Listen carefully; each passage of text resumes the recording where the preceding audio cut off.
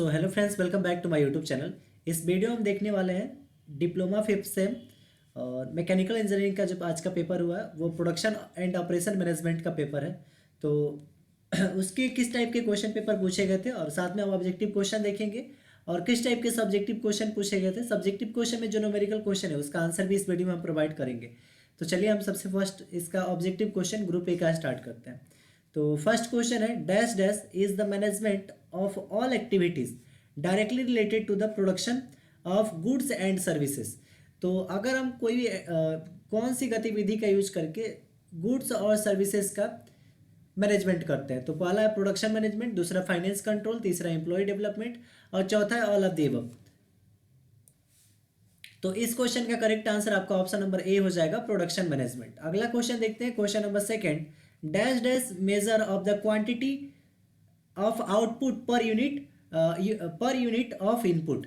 Quantity per of output per unit input क्या होगा?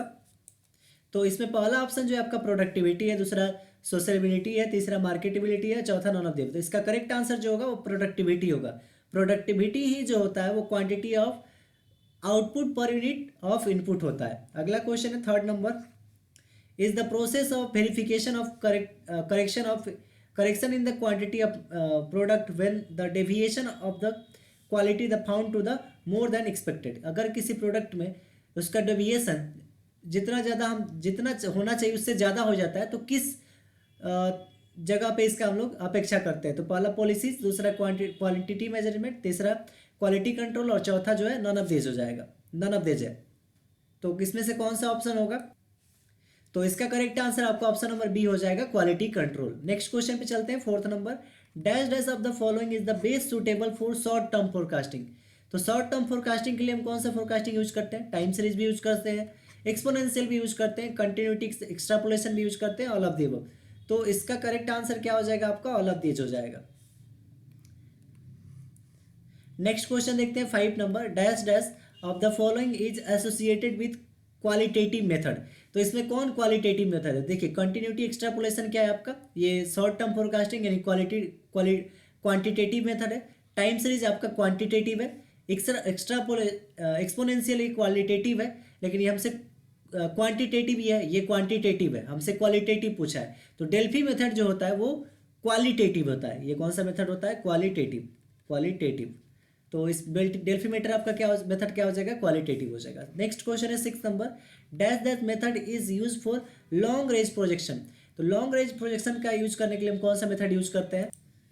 तो इसमें जो आपका करेक्ट आंसर होगा वो आपका डेल्फी मेथड होगा। डेल्फी मेथड जो होता है वाइडली इसका यूज किया जाता है और काफ़ी एक्यूरेट इससे आपका जो फोरकास्टिंग होता है वो होता है। इसमें क्या किया जाता है? अलग अलग इंडिविजुअल लोगों से, उस एक्सपर्ट लोगों से उसका राय लिया जाता है और फिर एक डिसीजन निकाल के और उस अकॉर्डिंग इसका फोरकास्टिंग किया जाता है।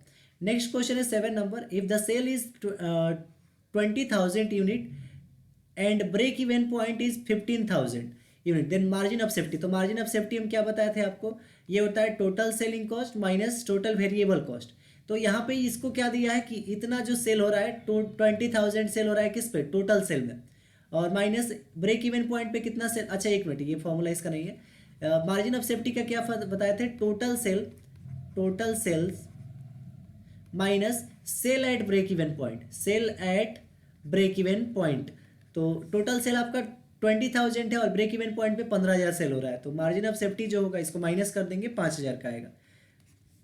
तो ऑप्शन नंबर बी इसमें करेक्ट होगा। अगला क्वेश्चन देखते हैं, question number 8, there are various method to reduce cost production except. इसमें से किसको छोड़ के बाकी सारा मेथड जो है वो कॉस्ट प्रोडक्शन को रिड्यूस करने का है? तो reducing number of increase production output, reduce in number of rejections, maintaining maximum inventory level, producing standardised products. तो इसमें कौन सा ऑप्शन होगा? तो इसका करेक्ट आंसर आपका हो जाएगा option C, maintain maximum level of inventory. यानी कि अगर हमको किसी कंपनी का प्रोडक्शन कॉस्ट ऑफ प्रोडक्शन कम करना है तो अगर हम इन्वेंट्री लेवल को मैक्सिमाइज करेंगे तो फिर हमारा प्रोडक्शन कम कैसे होगा? तो इसमें बाकी सारा मेथड जो है उसके लिए उसका यूज कर सकते हैं हम लोग कॉस्ट प्रोडक्शन के लिए, लेकिन इस मेथड का यूज नहीं कर सकते, या इसका हम लोग यूज नहीं करेंगे। अगला 9 number, the break down point is obtain at intersection of. तो ब्रेक इवन पॉइंट जो है वो किस किसके इंटरसेक्शन से प्राप्त होता है। तो देखिए अगर आपने ब्रेक इवन एनालिसिस पढ़ा होगा तो ये फिक्स कॉस्ट होता था, और ये आपका क्या होता था, टोटल कॉस्ट लाइन होता है, और ये आपका वेरिएबल कॉस्ट लाइन होता है, और यहाँ से इसको कट करता है तो ये कौन सा लाइन होता है, टोटल सेलिंग कॉस्ट या टोटल रेवेन्यू इसी को बोलते हैं। तो देखिए टोटल रेवेन्यू किसको कट कर रहा है, टोटल सेलिंग को। तो जहाँ पे total selling cost, total revenue और total selling cost line intersect करे, ऑप्शन नंबर ए इसमें करेक्ट होगा। अगला है 10 नंबर क्वेश्चन, काफ़ी अच्छा क्वेश्चन है। Break even point is calculated as. तो ब्रेक इवन पॉइंट को हम कैसे कैलकुलेट करते हैं, तो देखिए ब्रेक इवन पॉइंट पे हमारा टोटल रेवेन्यू जो होता है वो किसके इक्वल होता है, या टोटल सेल जो होता है इसको बोल सकते हैं total sale, total selling cost जो होता है इसको लिख देते हैं टोटल रेवेन्यू, ये टोटल कॉस्ट के इक्वल होता है। अब टोटल रेवेन्यू का आप टोटल सेल भी लिख सकते हैं, टोटल सेल्स भी लिख सकते हैं, और टोटल कॉस्ट का आप क्या लिख सकते हैं, fix cost plus variable cost, fix cost plus variable cost.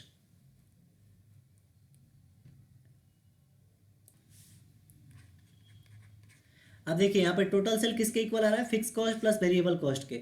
और अगर जनरली जो फॉर्म होता है और टोटल रेवेन्यू को देखा जाए, ब्रेक इवन पॉइंट की बात हो गई, तो जनरली जो फॉर्म होता है टोटल कॉस्ट प्लस प्रॉफिट के फॉर्म में होता है, लेकिन ब्रेक इवन पॉइंट पे प्रॉफिट जीरो होता है, इसलिए इसमें जो है कोई भी ऑप्शन सही नहीं, ऑप्शन नंबर डी इसमें करेक्ट होगा।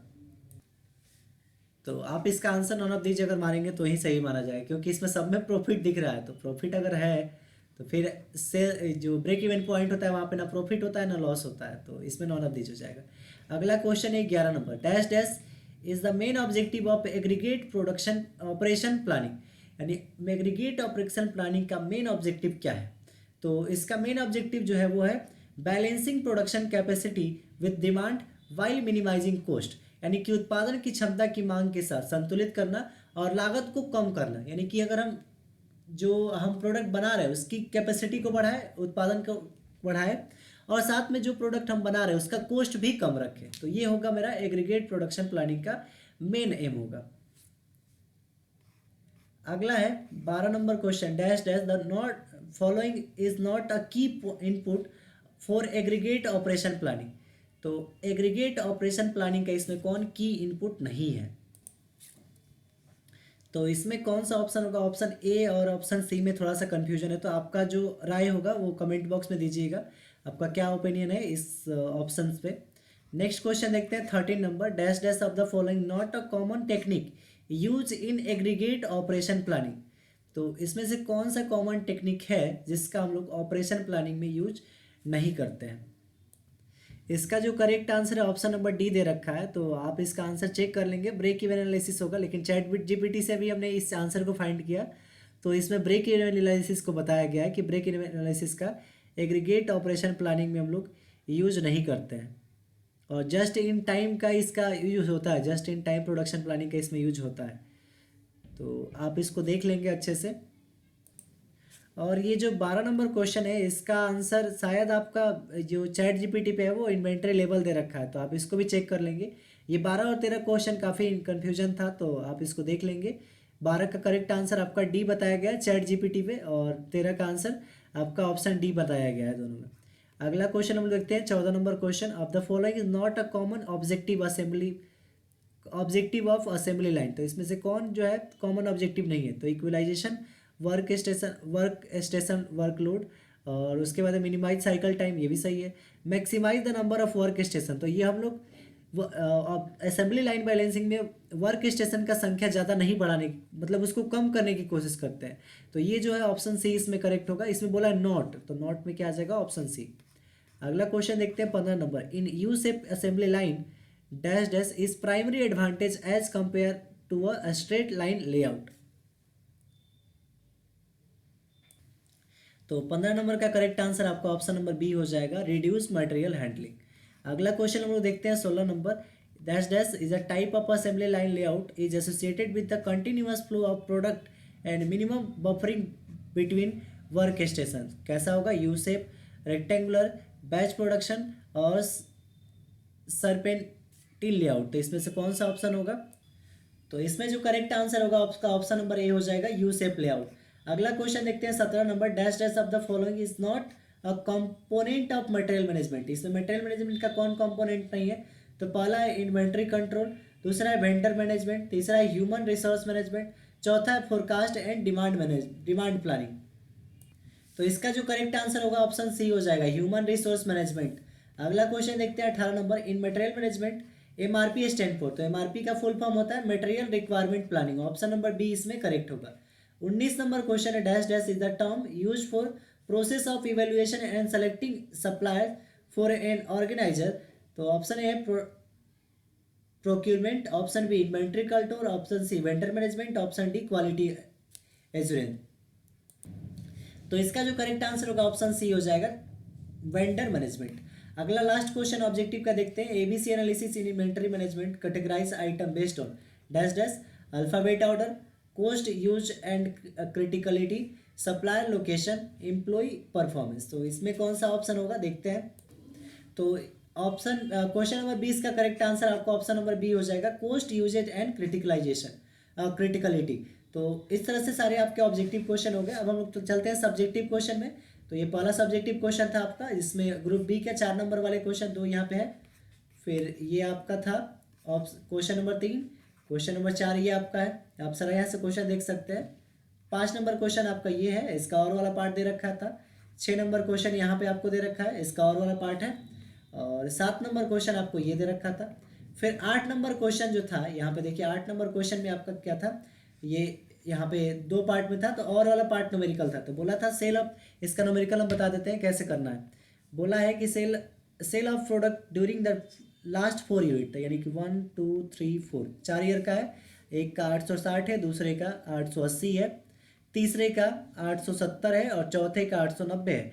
बोला है this forecast for the 4th year was 876 unit. तो देखिए ये जो है डिमांड है, फोरकास्ट जो हुआ है लास्ट मंथ का, तो ये लास्ट ईयर वो 876 है। बोला if the forecast for 5th year using simple exponential smoothing is equal to the forecast using 3 period moving average, find the value of exponential smoothing alpha. तो कुछ नहीं करना है, यहाँ पे सबसे पहले लगा लीजिए F5। अगर एक्सपोनेंशियल मेथड से लगाएंगे तो F4 प्लस क्या हो जाएगा alpha into D4 minus F4। और ये किसके इक्वल होना चाहिए, तो ये ऊपर वाले के 3 के, ये तीनों के इक्वल होना चाहिए। तो तीनों के एवरेज के इक्वल होना चाहिए। प्लस 870 प्लस 890 बटा में 3 हो जाएगा। अब यहाँ पे F4 किसके इक्वल है, ये वाला 876 प्लस अल्फा इंटू D4 मेरा 890 हो जाएगा, डिमांड है, माइनस F4 मेरा कितना है, F4 फिर से 876 इक्वल टू ये हो जाएगा मेरा, इसको सॉल्व करेंगे तो 880 के 80 आ रहा है। अब यहाँ से इसमें से माइनस करेंगे तो बचेगा 14 इंटू अल्फा इक्वल टू 880, और ये 876 उधर जाएगा तो माइनस 876, तो बचेगा इधर 4। तो अल्फा इक्वल टू क्या हो जाएगा 4/14, और इसको डिवाइड करेंगे तो 0.285 के अप्रोक्स आपका अल्फा का वैल्यू आएगा। तो इस तरह से आप अल्फा निकाल सकते हैं। और इसका और 9 नंबर क्वेश्चन दे रखा था यहाँ पे। फिर इसका और वाला पार्ट में एक न्यूमेरिकल था, break even point find the following from the following particular find out. पहला ब्रेक इवन पॉइंट फाउंड करना था। तो ब्रेक इवन पॉइंट हम लोग कैसे निकालते हैं, fix cost by selling cost per unit minus variable cost per unit. तो फिक्स कॉस्ट इसमें देखिए कितना है 54,000 अपॉन सेलिंग कॉस्ट इसमें कितना है, selling cost 20 minus variable cost कितना है वो 15 है, माइनस 15।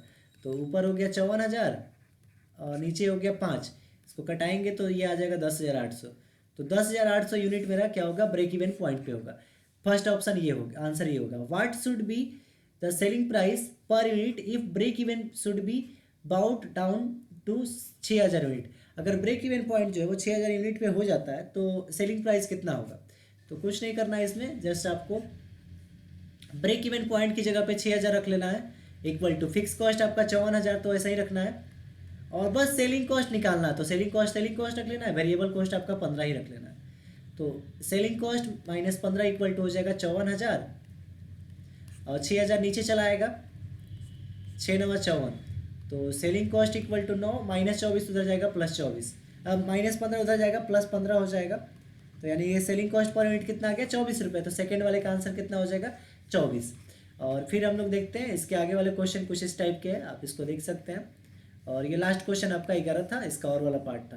तो काफ़ी अच्छा क्वेश्चन पूछा गया था प्रोडक्शन इन ऑपरेशन मैनेजमेंट का। सो आई होप आपको ये वीडियो पसंद आया होगा। So thanks for watching my video and keep supporting and subscribe my YouTube channel.